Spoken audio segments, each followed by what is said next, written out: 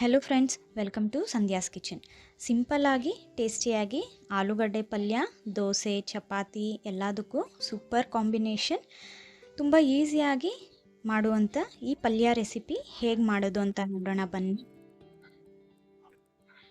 ಒಂದು ಬಾಣಲಿಯಲ್ಲಿ 3 table spoon ಎಣ್ಣೆ ಬಿಸಿ ಮಾಡಿಕೊಂಡು, ಎಣ್ಣೆ ಬಿಸಿ ಆದಮೇಲೆ ಸಾಸಿವೆ 1/4 ಟೀ ಸ್ಪೂನ್ ಜೀರಿಗೆ, 1/4 ಟೀ ಸ್ಪೂನ್ ಕಡಲೆಬೇಳೆ, 1/4 ಟೀ ಸ್ಪೂನ್ ಉದ್ದಿನಬೇಳೆ, 4 ಹಸಿಮೆಣಸಿನ್ಕಾಯಿ, ಸ್ವಲ್ಪ ಕರಿಬೇವಿನ ಸೊಪ್ಪು ಹಾಕ್ಕೊಂಡು ಮಿಕ್ಸ್ ಮಾಡಿಕೊಂಡು ಒಂದು ಸ್ವಲ್ಪ ಹೊತ್ತು ಹಾಗೆ ಫ್ರೈ ಮಾಡ್ಕೊಳ್ಬೇಕು.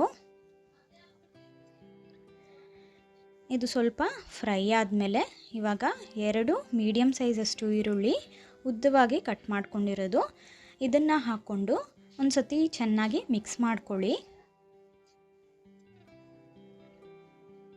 ಈ ಒಗ್ಗರಣೆಯಲ್ಲಿ ಈರುಳ್ಳಿ ಚೆನ್ನಾಗಿ ಮಿಕ್ಸ್ ಆದಮೇಲೆ ಇವಾಗ ರುಚಿಗೆ ತಕ್ಕಷ್ಟು ಉಪ್ಪು, 1/4 ಟೀ ಸ್ಪೂನಷ್ಟು ಅರಿಶಿನ ಹಾಕ್ಕೊಂಡು ಮಿಕ್ಸ್ ಮಾಡ್ಕೊತ ಈರುಳ್ಳಿ ಗೋಲ್ಡನ್ ಕಲರ್ ಆಗೋವರೆಗೂ ಇದನ್ನು ಫ್ರೈ ಮಾಡ್ಕೊಳ್ಬೇಕು.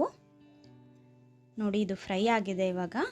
ಇವಾಗ 3 ಮೀಡಿಯಮ್ ಸೈಜಷ್ಟು ಆಲೂಗಡ್ಡೆನ ನಾನು ಬೇಯಿಸಿ ಸಿಪ್ಪೆ ತೆಗೆದು ಈ ರೀತಿ ಮ್ಯಾಶ್ ಮಾಡ್ಕೊಂಡು ಇಟ್ಕೊಂಡಿದ್ದೆ. ಇದನ್ನು ಹಾಕ್ಕೊಂಡು ನಿಧಾನವಾಗಿ ಚೆನ್ನಾಗಿ ಮಿಕ್ಸ್ ಮಾಡ್ಕೊಳ್ಬೇಕು. ಇದು ಸ್ವಲ್ಪ ಮಿಕ್ಸ್ ಆದಮೇಲೆ ಆಲೂಗಡ್ಡೆ ಜೊತೆನೇ ನಾನು 1 ಟೇಬಲ್ ಸ್ಪೂನಷ್ಟು ಬಟಾಣಿನ ಬೇಯಿಸ್ಕೊಂಡಿದ್ದೆ, ಅದು ಕೂಡ ಹಾಕ್ಕೊಂಡು ಚೆನ್ನಾಗಿ ಮಿಕ್ಸ್ ಮಾಡ್ಕೊಳ್ಬೇಕು. ಬಟಾಣಿ ಹಾಕಿದ್ರೆ ತುಂಬ ಟೇಸ್ಟಿಯಾಗಿರುತ್ತೆ, ಮಿಸ್ ಮಾಡಬೇಡಿ.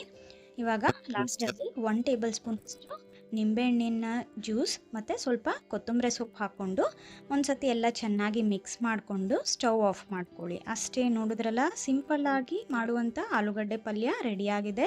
ಚಪಾತಿ, ದೋಸೆ ಅಥವಾ ನೀವು ಆಲೂ ಬೋಂಡ ಮಾಡೋಕ್ಕೂ ಈ ರೀತಿ ಪಲ್ಯ ಮಾಡ್ಬೋದು. ತುಂಬ ಟೇಸ್ಟಿಯಾಗಿರುತ್ತೆ.